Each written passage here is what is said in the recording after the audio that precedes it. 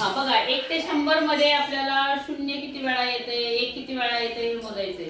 बघा शून्य किती वेळा येते मोजा. 1 2 3 4 5 6 7 8 9 10 11. 11. हा 1 मोजा.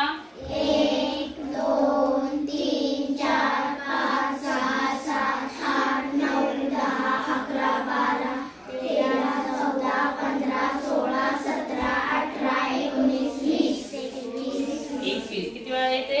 21. आता 2 मोजूयात. मोजा. 1 2 3 4 5 6 7 8 9 10 11 12 13 14 15 16 17 18 19 20. हा 2 किती वेळा आले. 20. हा आता मला सांगा 2 20 वेळा आले. 3 किती वेळा येईल रे. मोजायचं. चला मोजा. 1 2 3 4 5 6 7 8 9 10 11 12 13 14 15 16 17 18 19 आणि 20. हा 21. आपण हा मोजला नव्हता. 20.